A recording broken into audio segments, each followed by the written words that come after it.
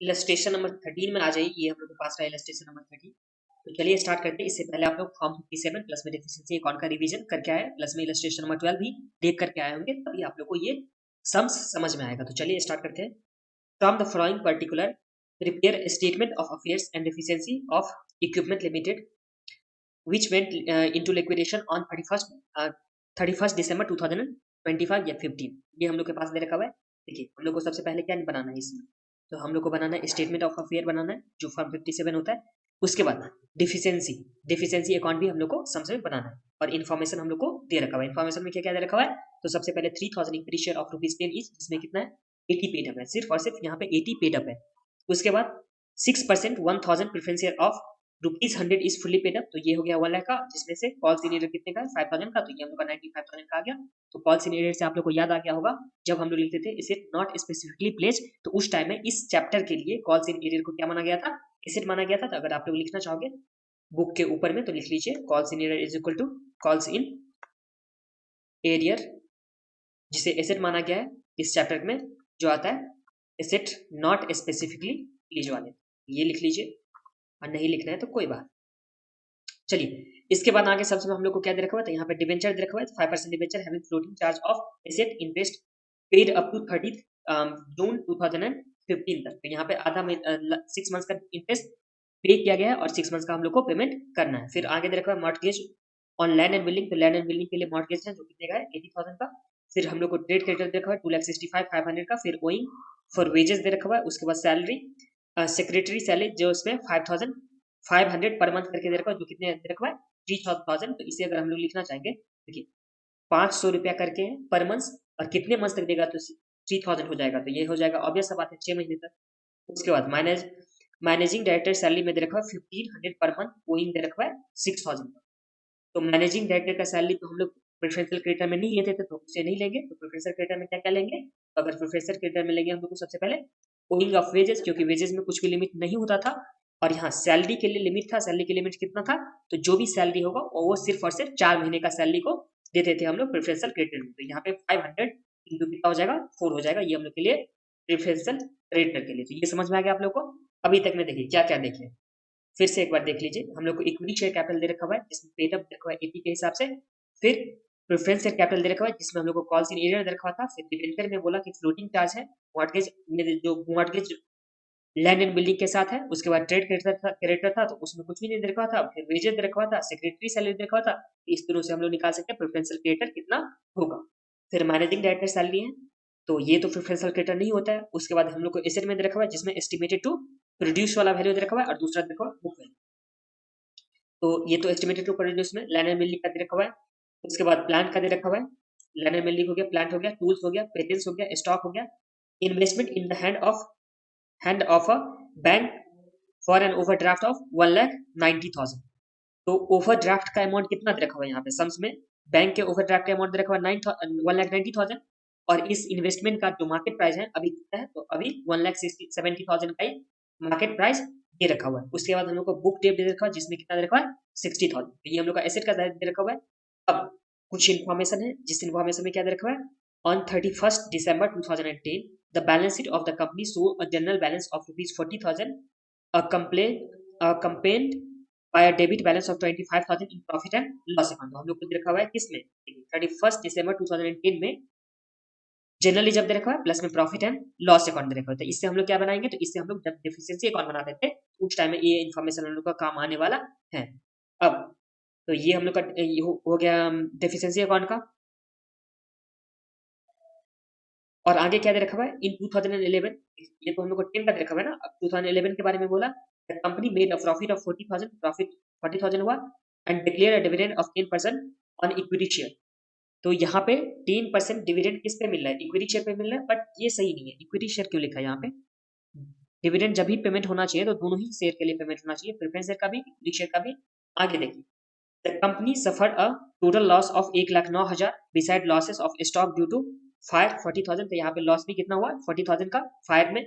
उसके बाद during 2012 and 2013 and 2014, फिर दे रखा हुआ 2015 अकाउंट्स वेयर नॉट मेड। तो यहाँ पे 2015 का हम लोग को प्रॉफिट नहीं दे रखा हुआ है। तो देखिए ये तो हम लोग का डेफिशिएंसी का हो गया। जब हम लोग डेफिशिएंसी अकाउंट बनाएंगे तब हम लोग एक बार अच्छे से समझेंगे, बट अभी के लिए समझ लीजिए कि 2010 में दे रखा है रिजर्व एंड सरप्लस का balance plus profit and loss का बैलेंस दे रखा हुआ है। फिर 2011 में भी दे रखा हुआ है, फिर 2012 में भी दे रखा हुआ है, 13 में भी दे रखा हुआ है, 14 में भी दे रखा हुआ है, और 2015 का हम लोग को बैलेंस नहीं दे रखा हुआ है। फिर कॉस्ट ऑफ वाइंडिंग ऑफ का एक्सपेंस यहाँ पे कितना दे रखा हुआ है 15,000। और इससे हम लोग को स्टेटमेंट ऑफ अफेयर बनाना है। तो देखिए सबसे पहले हम लोग बना लेते हैं स्टेटमेंट ऑफ अफेयर। उसके लिए तो कुछ ज्यादा इन्फॉर्मेशन चाहिए नहीं होगा ना, तो वो पहले बनाते हैं, और फिर जब डिफिशिएंसी अकाउंट बनाएंगे तो अब अपन ये वाला पॉइंट पार्ट हम लोग जो है अच्छे से समझेंगे। तो चलिए बनाते हैं स्टेटमेंट ऑफ अफेयर अकाउंट। ये तो सिंपल भी है। इलस्ट्रेशन नंबर कौन सा है 30। ये रहा हम लोग के पास illustration number 30। Statement of affair.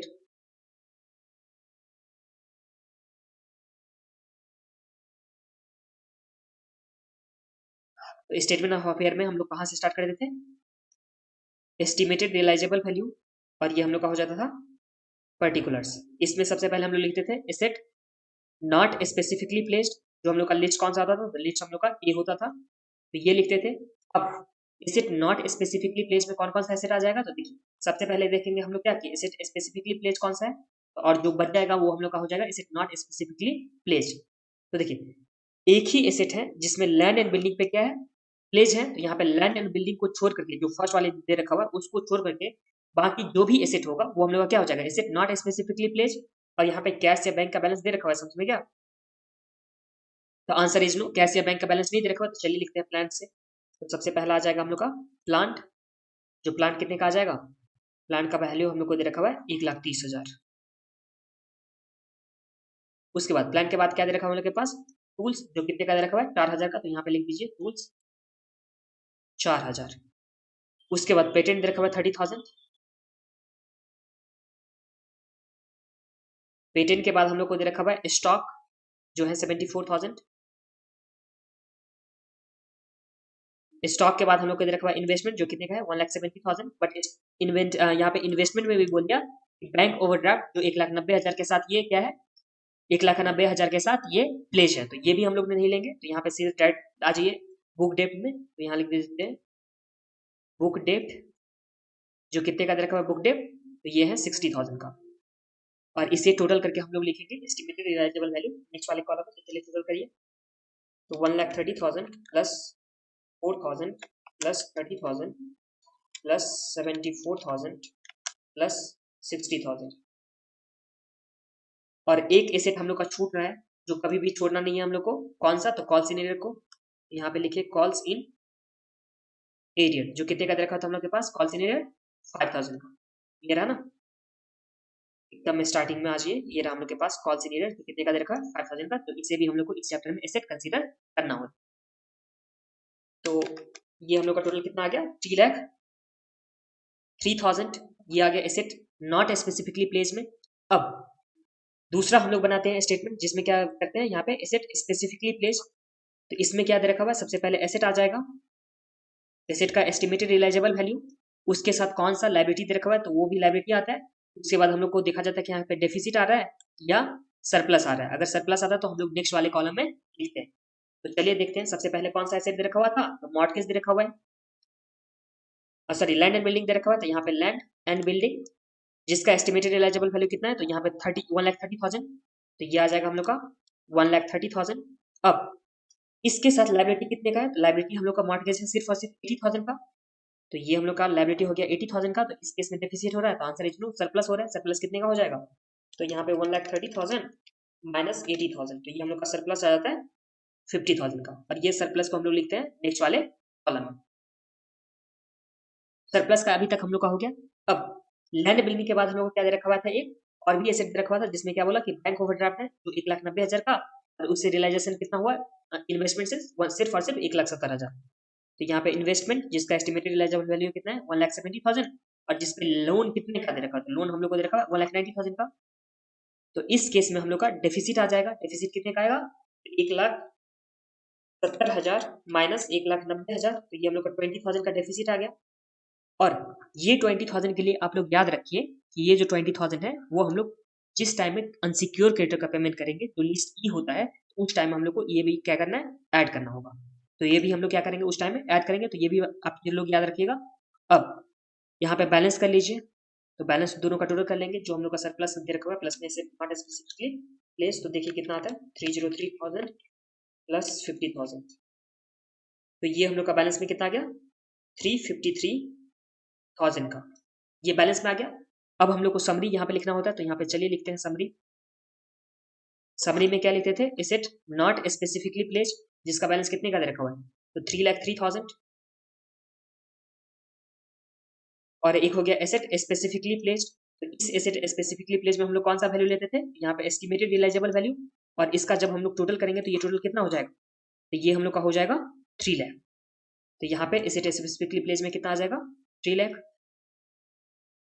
और जब हम लोग इसका टोटल करेंगे तो टोटल हम लोग का कितना आ जाता है 6,06,000। तो ये समझने में तो आप लोगों को कुछ भी प्रॉब्लम नहीं है, asset specifically place asset not specifically place का हम लोग बना चुके हैं स्टेटमेंट। अब नेक्स्ट पेज में हम लोग क्या करते थे, यहाँ लिखते थे कि किसको कितना पैसा देना होता है, तो चलिए वो भी लिखेंगे। यहाँ पे अमाउंट आ जाता है, यहाँ क्या आ जाता है पर्टिकुलर्स, और यहाँ पे बुक वैल्यू और कंटीजेंट लायबिलिटी अगर कुछ भी होता था तो वो हम लोग का आता था। हम लोग यहाँ कहाँ से स्टार्ट करते थे, तो सबसे पहले बैलेंस से स्टार्ट करते हैं, तो जो बैलेंस हम लोग को दे रखा हुआ ऊपर में कितने का दे रखा हुआ है, तो 353,000, तो यहाँ लिख दीजिए 353,000। अब यहाँ पे asset having creditor having fix charge,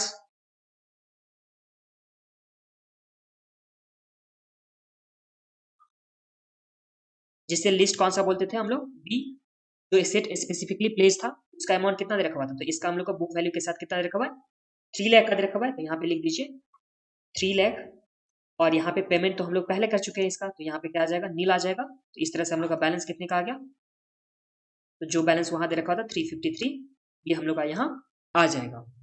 अब देखिए फिक्स चार्ज वाले को पहले पेमेंट करते थे, उसके बाद किसका पेमेंट होता था, तो फिक्स चार्ज वाले के बाद प्रेफरेंशियल क्रेडिटर का होता था, यहाँ पे लिखेंगे प्रेफरेंशियल क्रेडिटर, जो लिस्ट कौन सा होता था, लिस्ट होता था सी होता था, और प्रेफरेंशियल क्रेडिटर में कौन कौन सा आएगा अमाउंट, तो देखिए यहाँ पे हम लोग को इन्फॉर्मेशन में दे रखा हुआ था वेजेस का 20,000, और प्लस में यहाँ पे दे रखा हुआ था सेक्रेटरी सैलरी का कितना दे रखा है 3,000, बट इसमें हम लोग को सिर्फ और सिर्फ 4 महीने का लेना है, और ये जो हम लोग को दे रखा हुआ था 6 महीने का दे रखा हुआ था, कैसे 5,000 करके हम लोग का क्या है सैलरी दे रखा हुआ है 5,000 पर मंथ, और ये 6 महीने का होगा तभी तो 3,000 आएगा ना, तो हम लोग को तो सिर्फ और सिर्फ 4 महीने का देना होगा, तो चलिए लिखेंगे यहाँ पे सबसे पहले वेजेस, वेजेस में कितना अमाउंट है 20,000, तो ये आ जाएगा 20,000, प्लस में आ जाएगा वेजेस का 20,000, इधर लिखो थोड़ा,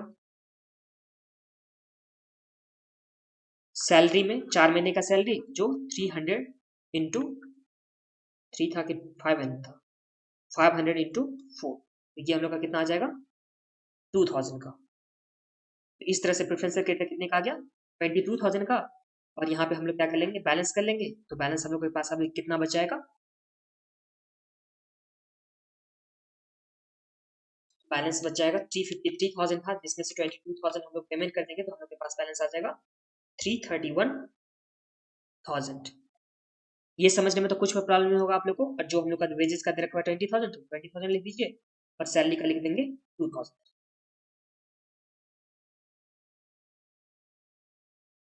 अब प्रेफरेंशियल क्रेडिटर का तो पेमेंट हो गया, तो प्रेफरेंशियल क्रेडिटर के बाद हम लोग देखेंगे फ्लोटिंग चार्ज वाला का, तो फ्लोटिंग चार्ज यहाँ दे रखा हुआ है कहाँ, डिबेंचर के बदले फ्लोटिंग चार्ज दे रखा हुआ है, जो कितने का दे रखा हुआ है 1 लाख का डिबेंचर है, और इसके साथ यहाँ पे अप टू 30 जून 2015 तक में इंटरेस्ट का पेमेंट हो चुका है।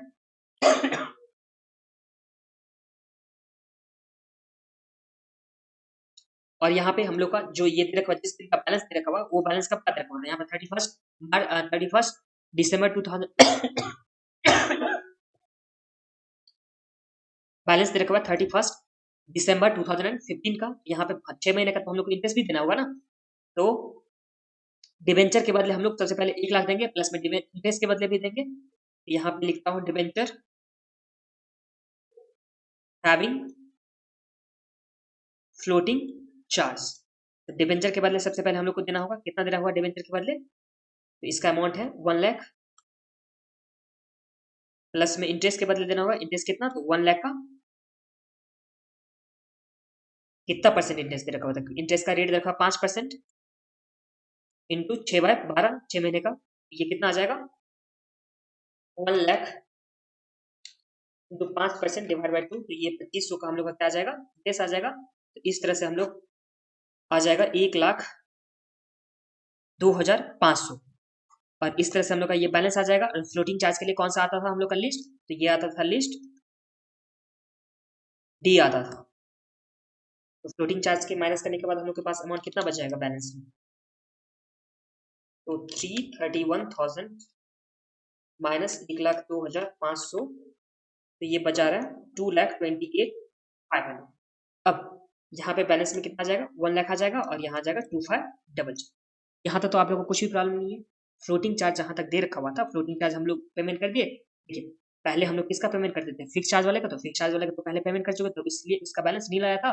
प्रेफरेंशियल क्रेडिटर का पेमेंट किए, उसके बाद हम लोग किसका पेमेंट किया यहाँ पे फ्लोटिंग चार्ज वाले का, जो डिबेंचर में दे रखा था, प्लस में इसका इंटरेस्ट भी हम लोग पेमेंट किया। अब इसके बाद देखिए, इसके बाद तो और भी नहीं दे रखा, और हम लोग को दे रखा है यहाँ पे ट्रेड क्रेडिटर, जो कितने का दे रखा है 265 500 का। तो चलिए अनसिक्योर्ड क्रेडिटर का पेमेंट करेंगे इसके बाद। यहाँ पे अनसिक्योर्ड क्रेडिटर, जिसमें कितना आ जाएगा सबसे पहले क्रेडिटर के बदले, तो क्रेडिटर के बदले हम लोग का यहाँ आ जाएगा 265 500, ये आ गया। उसके बाद जो सेक्रेटरी का सैलरी था उसमें सिर्फ और सिर्फ 2,000 दे रखा हुआ था हम लोग का, क्या प्रेफरेंशियल क्रेडिटर, तो 1,000 तो यहाँ आ जाएगा ना, यहाँ पे सेक्रेटरी सैलरी जो आ जाएगा हम लोग का कितना 1,000 का। उसके बाद मैनेजिंग डायरेक्टर का सैलरी जो 6,000 हम लोग नहीं लिए थे, तो ये 6,000 भी देना है, तो एमडी सैलरी जो कितना आ जाएगा 6,000 आ जाएगा। तो इस तरह से हम लोग का पेमेंट में कितना आ जाएगा, चलिए करते हैं। तो ये हम लोग आ जाएगा 265,500 प्लस 1,000 प्लस 6,000, तो ये आ गया 272,500। तो ये हम लोग का आ जाएगा यहाँ पे बैलेंस। अब बैलेंस जो हम लोग का आने वाला है यहाँ पे नेगेटिव में 228,500, तो ये यहाँ पे हम लोग का नेगेटिव बैलेंस आ जाता है 44,000 का। अब ध्यान दीजिए 44,000 का तो हम लोग का नेगेटिव बैलेंस यहाँ पे आ गया, जो बैलेंस आ गया नेगेटिव बैलेंस 44,000 का। बट जो हम लोग को यहाँ पे आप लोग को बोला था कि अगर जो भी डेफिसिट होता था, वो डेफिसिट हम लोग को क्रेडिटर के साथ पेमेंट करना होता, तो ये जो हम लोग का डेफिसिट रखा हुआ है कितने का 20,000 का, जो हम लोग का यहाँ पे डेफिसिट रखा हुआ है, इस डेफिसिट का भी तो पेमेंट हो जाएगा इसके साथ, अनसिक्योर क्रेडिट के साथ यहाँ पे इसका भी हम लोग को पेमेंट करना है। तो यहाँ पे डेफिसिट इन लिस्ट बी, तो लिस्ट बी का डेफिसिट कितने का था 20,000 का। इस तरह से अब हम लोग को नेट में जो बैलेंस देखेंगे, जो अनसिक्योर क्रेडिटर के पेमेंट करने के बाद जो लिस्ट हम जिसे बोलते हैं लिस्ट हम लोग ई, तो लिस्ट ई के बाद तो ये हम लोग का कितना आ जाएगा, तो ये आ जाएगा 64,000 का नेगेटिव, 64,000 का नेगेटिव बैलेंस आ गया। अब इसके बाद हम लोग को क्या क्या दे रखा हुआ है, 64,000 के बाद हम लोग को दे रखा हुआ है सारा, तो ये हो गया ना प्रेफरेंस शेयर का, तो प्रेफरेंस शेयर का बैलेंस कितना 1 लाख, और यहाँ पे इक्विटी शेयर का कितना पेमेंट करना है हम लोग को 2,40,000। अब यहाँ बोलो कि आप 95,000 क्यों नहीं ले रहा, तो बिकॉज 5,000 तो हम लोग एसेट स्पेसिफिकली प्लेज में, एसेट नॉट स्पेसिफिकली प्लेज में एसेट मान चुके थे 5,000 को, तो इसलिए यहाँ पे 95,000 ना लेकर के 1 लाख लेंगे हम लोग प्रेफरेंस शेयर होल्डर के बदले, और 2,40,000 लेंगे हम लोग किसके बदले, इक्विटी शेयर होल्डर के बदले। तो चलिए लिखते हैं। तो सबसे पहले तो हम लोग का बैलेंस कितने का था, जो बैलेंस ऊपर में था वही लिख देता हूँ। तो बैलेंस है 64,000, जो निगेटिव बैलेंस है।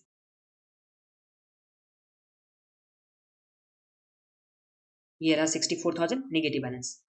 अब इस 64,000 में हम लोग को क्या करना होगा, तो सबसे पहले प्रेफरेंस शेयर होल्डर वाले को पेमेंट करना है। तो यहाँ पे प्रेफरेंस शेयर होल्डर जिसे हम लोग बोलते थे लिस्ट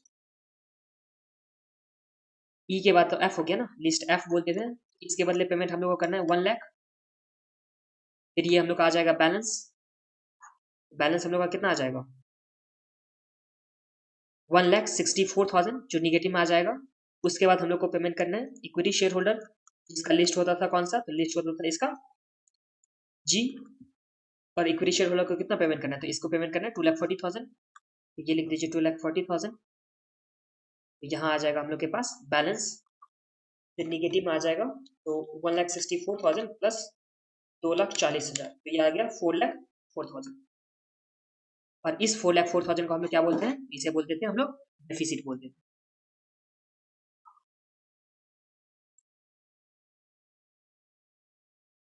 तो इस 4,04,000 ये हम लोग का क्या डेफिसिट आ गया। अब सम्स में जो हम लोग का फर्स्ट था स्टेटमेंट ऑफ अफेयर बनाना, वो तो कंप्लीट हो चुका है। उसमें तो सिंपली जो जो सम्स हमने इन्फॉर्मेशन रखा था वो हम लोग यहाँ पे करते गए, इन्फॉर्मेशन पुट करते गए। अब सम्स का जो सेकंड पार्ट है डेफिसिट अकाउंट बनाना, बस वहां पे आप लोग को अच्छे से समझना है, बिकॉज ये वाला पार्ट इसमें इंपॉर्टेंट है, थोड़ा लेंथी है। तो चलिए स्टार्ट करते हैं इस पार्ट को। तो अब हम लोग को बनाना है डेफिशिएंसी अकाउंट या डेफिसिट अकाउंट। डेफिसिट अकाउंट में हम लोग कहाँ से स्टार्ट कर देते हैं, तो हम लोग को स्टार्ट करना होता था प्रॉफिट एंड लॉस के 3 साल पहले का बैलेंस से स्टार्ट करते थे, मिनिमम 3 साल पहले का बैलेंस। बट सम्स में जितना साल का दे रखा होगा वो हम लोग ले लेंगे। तो देखिए यहाँ पे इस पॉइंट में देखिए, यहाँ पे जो दे रखा था हम लोग को डेफिशिएंसी अकाउंट के लिए जो भी दे रखा था इन्फॉर्मेशन, उस इन्फॉर्मेशन से हम लोग अभी करने वाले हैं। तो हम लोग को सबसे पहले प्रॉफिट एंड लॉस जितने पहले का पता रहेगा उतना पहले से हम लोग स्टार्ट करेंगे। तो ये कब का दे रखा है प्रॉफिट एंड लॉस, तो दिसंबर 2010 का। जो हम लोग को दे रखा है यहाँ पे जनरल रिजर्व का बैलेंस 40,000 और यहाँ पे प्रॉफिट एंड लॉस में 25,000। तो ये लिखिए जनरल रिजर्व कब का दे रखा है, तो 31/12/2010। जनरल रिजर्व में हम लोग को दे रखा है बैलेंस 40,000, तो ये हम लोग का 40,000 पॉजिटिव में है। फिर प्रॉफिट एंड लॉस इसी दिन का दे रखा है नेगेटिव में, जो दे रखा है 25,000, तो यहाँ पे लिख देंगे हम लोग 25,000। तो ये आ जाएगा हम लोग का, जो भी आ जाएगा रहने देते हैं। उसके बाद 2011 का बैलेंस दे रखा है, तो यहाँ पे 2011 में जो हम लोग को दे रखा है क्या, तो यहाँ पे प्रॉफिट हुआ था 40,000, तो यहाँ पे लिख दूंगा प्रॉफिट तो हम लोग ऐड करते थे ना 40,000, तो यहाँ पे प्रॉफिट ऐड करेंगे। उसके बाद प्रॉफिट को ऐड किए, उसके बाद यहाँ पे डिविडेंड 10% पेमेंट हो रहा था इक्विटी शेयर होल्डर के लिए। यहाँ पे इक्विटी शेयर होल्डर का ही नहीं देंगे हम लोग डिविडेंड, यहाँ पे प्रेफरेंस शेयर होल्डर का भी डिविडेंड देने वाले हैं। बिकॉज प्रेफरेंस शेयर होल्डर को तो डिविडेंड देना मैंडेटरी है ही, तो उसे प्रेफरेंस शेयर होल्डर को भी डिविडेंड देंगे। तो यहाँ पे लिखिए डिविडेंड पेड। और इस डिविडेंड पेड में हम लोग को लेना है इक्विटी शेयर होल्डर पे कितना देंगे, तो इक्विटी शेयर होल्डर का हम लोग को जो दे रखा है पेड अप वैल्यू, उस पेड अप वैल्यू पे हम लोग डिविडेंड देंगे। तो देखिए इक्विटी शेयर होल्डर का बैलेंस कितना दे रखा है 2,40,000, तो इस 2,40,000 का 10% बोला है डिविडेंड पेमेंट करने के लिए, तो 10% हम लोग पेमेंट करेंगे। तो 2,40,000 का 10% कितना आ जाएगा 24,000। तो ये डिविडेंड पेड हम तो लोग माइनस में लिख देते हैं ना, तो 24,000 यहाँ पे माइनस में लिख देंगे। अब डिविडेंड हमेशा आप लोग याद रखिएगा कि डिविडेंड सिर्फ और सिर्फ इक्विटी शेयर का यहाँ पे बोला है, बट हम लोग को प्रेफरेंस शेयर होल्डर का भी डिविडेंड देना होता है, बिकॉज उसको तो बिना डिविडेंड किए हुए हम लोग इक्विटी शेयर को नहीं दे सकते। ये तो इक्विटी शेयर होल्डर का था। अब प्रेफरेंस शेयर होल्डर का, तो प्रेफरेंस शेयर होल्डर का पेड अप वैल्यू कितना है, तो प्रेफरेंस शेयर होल्डर का हम लोग का वैल्यू कितना दे रखा हुआ है 95,000, बिकॉज 5,000 तो क्या था कॉन्सिडरेटेड था, तो इस 95,000 पे 6% हम लोग डिविडेंड देंगे। यहाँ पे 95,000 इस पे हम लोग को देना है कितना परसेंट 6% डिविडेंड देना है। तो कितना आ जाएगा ये अमाउंट, तो ये आ जाता है हम लोग के पास 95,000 इंटू 6%, तो 5700 का डिविडेंड हम लोग प्रेफरेंस शेयर होल्डर वाले को भी दे दिए, प्लस में प्रॉफिट का भी हो गया। अब देखिए अब सम्स में आगे क्या दे रखा हुआ है, the company suffered loss 1,09,000 beside loss of stock to the 540,000 in 12, 13, 14। यहाँ पे 12, 13, 14 का मिला करके दे रखा है, तो 2012, 2013 एंड 2014 ये तीनों साल का हम लोग का लॉस दे रखा है कितना, तो 1,09,000 और 40,000। तो 1,09,000 सबसे पहले कंपनी से पड़ा टोटल लॉस, तो यहाँ पे लॉस आ गया 1,09,000 का, प्लस में लॉस बाय फायर है स्टॉक लॉस बाय फायर, ये हम लोग का लॉस बाय फायर कितना दे रखा हुआ है, तो ये हम लोग को दे रखा हुआ है 40,000। ये लॉस भी है, तो लॉस को हम लोग निगेटिव में लिखते चलेंगे।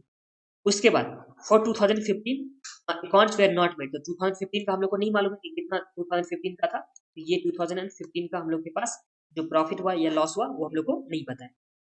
तो ये हम लोग का आ जाएगा नेट में जो प्रॉफिट होगा या लॉस होगा,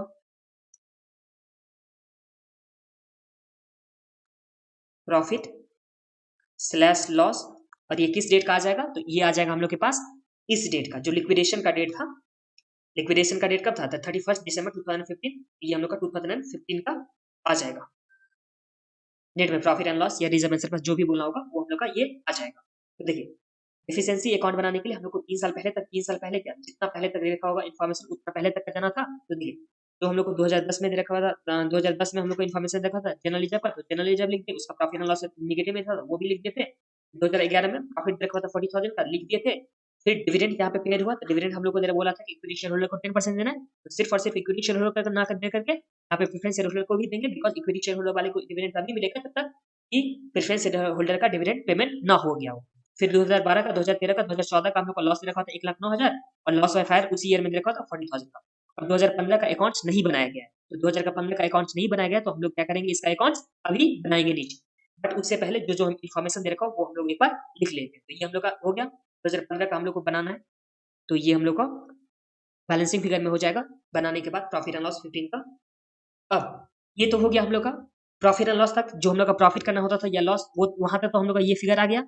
अब इस फिगर में हम लोग क्या करते थे कि आइटम जो इंक्रीज करता था डिफिशियंसी को उसको ऐड करते थे, जो आइटम डिक्रीज करता था डिफिशियंसी को उसको हम लोग लेस करते थे। तो यहाँ पे लिखिए, उसी में चल रहा है, यहाँ पे कंटिन्यू हो रहा है, तो यहाँ पे आइटम जो भी यहाँ पे पहले एक बार बैलेंस आ जाएगा, तो वो तो बैलेंस को लिख देना है, प्रॉफिट स्लैश लॉस जो भी आ जाएगा ये हम लोग को पहले ये लिखना होगा। उसके बाद यहाँ लिखेंगे हम लोग आइटम इंक्रीजिंग डेफिशिएंसी, तो जो जो आइटम इंक्रीज कर रहा होगा डेफिशिएंसी को वो लिखेंगे, और जो जो आइटम डिक्रीज करेगा डेफिशिएंसी को वो भी हम लोग को लिखना होगा। तो यहाँ पे एक और लिख देता हूँ, आइटम पहले इंक्रीज डेफिशिएंसी का कर लेंगे, उसके बाद हम लोग डिक्रीज डेफिशिएंसी का। आइटम इंक्रीज कौन सा, जिस टाइम में रियलाइजेशन लॉस होता था, तो वही रिवैल्यूएशन लॉस का हम लोग को क्या होता था, वो करता था इंक्रीज करता था डेफिशिएंसी को। जिससे एग्जांपल के लिए यहाँ बता रहा हूँ आपको, देखिए लैंड एंड बिल्डिंग कितने का था, 1,20,000 का, जिसका बुक वैल्यू था, लैंड एंड बिल्डिंग का बुक वैल्यू कितना था, यहाँ पे 1,20,000 था, और ये हम लोग का बढ़ के कितना हो गया 1,30,000 का। तो ये तो हम लोग के लिए क्या हो, प्रॉफिट हुआ ना, तो ये तो हम लोग को डेफिशिएंसी को क्या करेगा, कम करेगा। इसको छोड़ करके फिर प्लांट एंड मशीनरी में देखिए, पहले था 2 लाख का, अभी कितना हो गया 1,30,000 का। तो यहाँ पे लिखेंगे हम लोग प्लांट एंड मशीनरी जो कितने का हो गया, तो प्लांट है, सिर्फ और सिर्फ प्लांट है तो प्लांट लिखेंगे। तो प्लांट पे हम लोग का लॉस कितना हो रहा है, रिवैल्यूएशन लॉस, तो 30,000 का हो रहा है, सॉरी 70,000 का। तो यहाँ पे 70,000 हम लोग का निगेटिव बैलेंस में आ जाएगा। ये तो प्लांट का हो गया। इसी तरह से टूल्स में देखिए 20,000 का था, वो 4,000 का हो गया, तो यहाँ पे टूल्स में 16,000 का हम लोग को आ जाएगा। फिर टूल्स के बाद क्या दे रखा हुआ है हम लोग को, तो यहाँ दे रखा हुआ है 50,000 से 30,000 हो गया पैटर्न, तो ये 20,000 का हम लोग को यहाँ पे हो रहा है डिफिशियंसी। उसके बाद स्टॉक में 87 से हो गया 74, 87,000 से हो गया 74,000, ये कितना हो जाएगा 87,000 माइनस 74,000, ये हम लोग को आ जाता है, सॉरी 87,000 माइनस 74,000, 13,000 का ये हम लोग आ गया डेफिशिएंसी इंक्रीज होगा इसके वजह से। फिर 1,80,000 का 1,70,000 हो गया, तो यहाँ पे ये भी हो जाएगा जो है इन्वेस्टमेंट का। तो इन्वेस्टमेंट में कितना आ गया 10,000 का, यहाँ पे लॉस हो रहा है, लॉस ही बोल सकते हैं ना एक तरह से कि इसका वैल्यू कम हो गया, तो इसका मतलब लॉस हो रहा है जो डेफिशिएंसी इंक्रीज कर रहा है। फिर बुक डेट में 30,000 से कम हो गया, तो यहाँ पे लिख दीजिए बुक डेट, जो कितने से 30,000 से यहाँ पे कम हो चुका था। और कंटीजेंट लायबिलिटी तो हम लोग को इसमें नहीं दे रखा हुआ है सम्स में, कंटीजेंट लायबिलिटी तो है नहीं, बस एक आइटम दे रखा हुआ है जो लाइन में लिखा हो रहा था, इसका वैल्यू इंक्रीज हो रहा था, तो यहाँ पे इसे लिखेंगे हम लोग आइटम डिक्रीजिंग डेफिशिएंसी। तो ये था हम लोग के पास लैंड एंड बिल्डिंग जिसका वैल्यू बढ़ रहा था, तो इसके वजह से हम लोग का लॉस कम हो जाएगा। तो ये कितने से बढ़ रहा था 10,000 से, तो 10,000 हम लोग लिखेंगे 10, तो ये हम लोग का आ गया 10,000। अब ध्यान दीजिए, ये 10,000 तक तो हम लोग लिख चुके हैं, और आइटम इंक्रीजिंग डेफिशिएंसी हो गया, आइटम डिक्रीजिंग डेफिशिएंसी हो गया, बस एक फिगर हम लोग को निकाला है जो प्रॉफिट एंड लॉस 2015 का होगा, वो हम लोग को निकालना है। तो इसके लिए हम लोग क्या करेंगे, 2015 के प्रॉफिट एंड लॉस निकालने के लिए हम लोग बनाएंगे बैलेंस शीट बनाएंगे। तो उस बैलेंस शीट से जो जो इन्फॉर्मेशन यहाँ पे दे रखा हुआ हम लोग के पास, जो भी प्लांट मशीनरी ये सब टूल्स पेटेंट्स ये सब जो भी इन्फॉर्मेशन दे रखा हुआ है प्लस में लायबिलिटी में, उससे हम लोग बैलेंस शीट बनाएंगे, और बैलेंस शीट का जो रिजर्व एंड सरप्लस आएगा वो बैलेंसिंग फिगर वो हम लोग का क्या आ जाएगा, तो ये हम लोग आ जाएगा प्रॉफिट एंड लॉस 2015 का। तो 2015 का हम लोग बनाते हैं 2015 का क्या, तो बैलेंस शीट बनाते हैं। तो आइए बैलेंस शीट बनाइए 2015 का। उससे पहले 1 मिनट आ जाइए, बैलेंस शीट बनाते हैं। तो बैलेंस शीट सबसे पहले ये तो आ जाएगा, जो भी आएगा अमाउंट वो आ जाएगा डिफिसिट का, सरप्लस या डेफिसिट, जो आता है लिस्ट। अब यहाँ बैलेंस शीट बनाना स्टार्ट कीजिए आप लोग। बैलेंस शीट जो भी इन्फॉर्मेशन दे रखा हुआ हम लोग के पास बैलेंस, उसमें ट्रायल बैलेंस या जो भी बैलेंस दे रखा हुआ उससे हम लोग बनाएंगे बैलेंस शीट। बैलेंस शीट में सबसे पहले इक्विटी, यहाँ पे शेयर कैपिटल से लिखते हैं, तो यहाँ पे इक्विटी एंड लायबिलिटी। एक काम करता हूँ, डायरेक्ट बैलेंस शीट बना दीजिए। तो ये आ जाएगा शेयर कैपिटल। शेयर कैपिटल हम लोग को कितने का आ जाएगा? शेयर कैपिटल में देखिए यहाँ पे हम लोग के पास दे रखा हुआ 2,40,000 प्लस में कितना दे रखा हुआ है? 95,000। तो 2,40,000 प्लस 95,000 कितना आ गया शेयर कैपिटल में? तो 2,40,000 प्लस 95,000 तो 3,35,000 आ गया। यहाँ पे हम लोग कॉल सीनियर को नहीं लेंगे, तो ये 2,40,000 प्लस 95,000 तो ये हम लोग का कितना आ गया? 3,35,000 शेयर कैपिटल का आ गया। फिर शेयर कैपिटल के बाद क्या होता है? Reserve and surplus. और ये तो रिजर्व एंड सरप्लस हम लोग का आएगा बैलेंसिंग फिगर, तो इसे हम लोग बाद में देखेंगे रिजर्व एंड सरप्लस का। उसके बाद क्या क्या आइटम दे रखा है? तो उसके बाद हम लोग के पास डिबेंचर दे रखा है। जो डिबेंचर कितने का दे रखा है? 1 लाख का। तो यहाँ पे लॉन्ग टर्म बोरिंग जिसमें हो गया डिबेंचर, तो डिबेंचर हम लोग का आ जाएगा 1 लाख का। डिबेंचर पे इंटरेस्ट भी था, तो इंटरेस्ट हम लोग का करेंट लायबिलिटी में आएगा। तो यहाँ पे चलिए लिखते हैं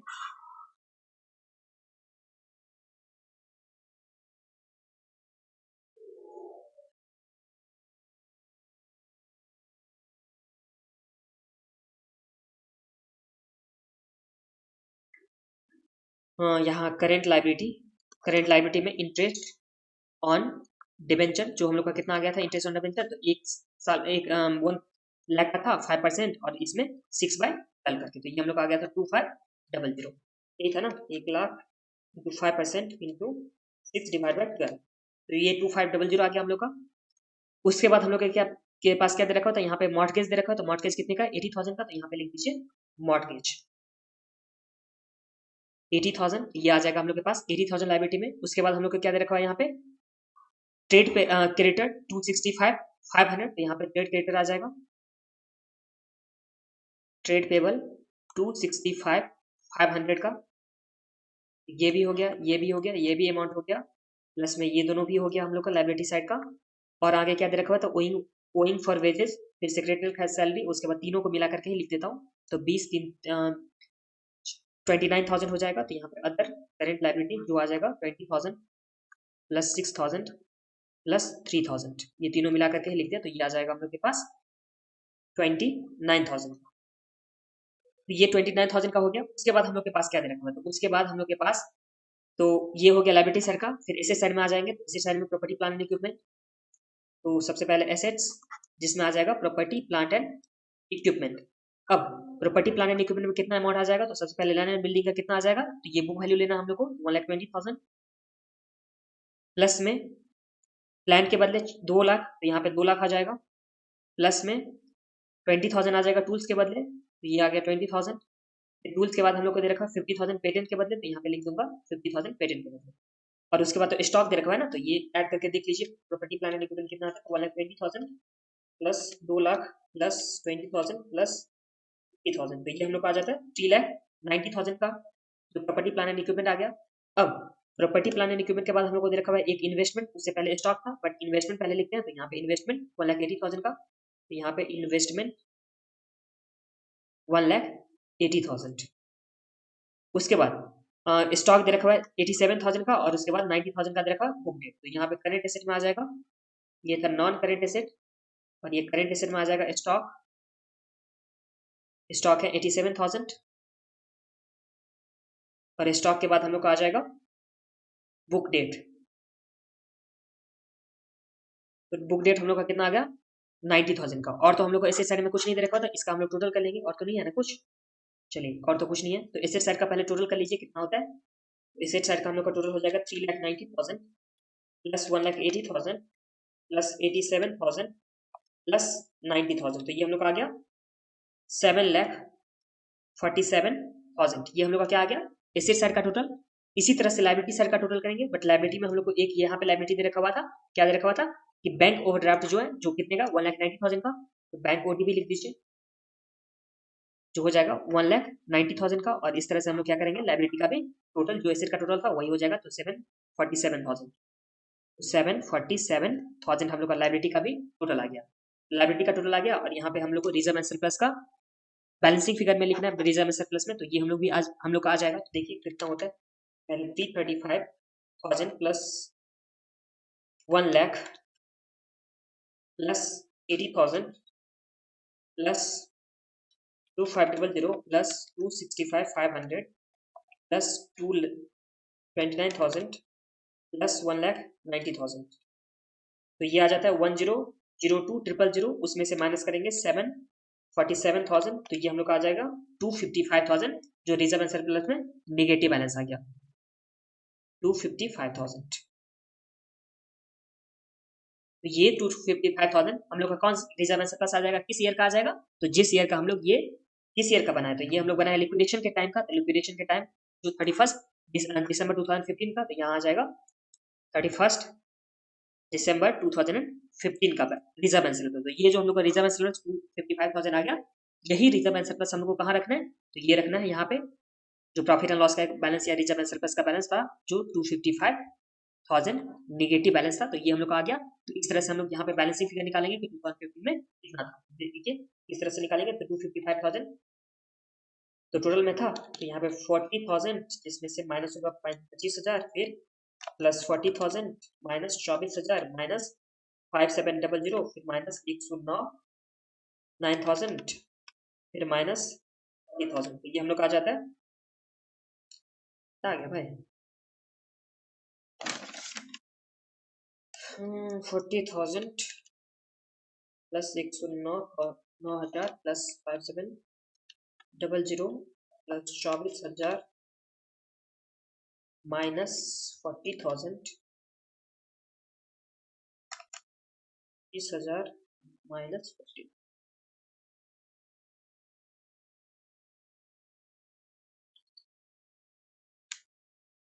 तो ये आ जाता है हम लोग के पास बैलेंसिंग फिगर में 2015 का 131,300, ये हम लोग का बैलेंसिंग फिगर में आ गया। तो इसी तरह से 255,000 जो हम लोग का प्रॉफिट एंड लॉस का बैलेंस आ गया 255,000 या रिजर्व एंड सरप्लस जो भी बोलो, तो ये हम लोग का नेगेटिव में है।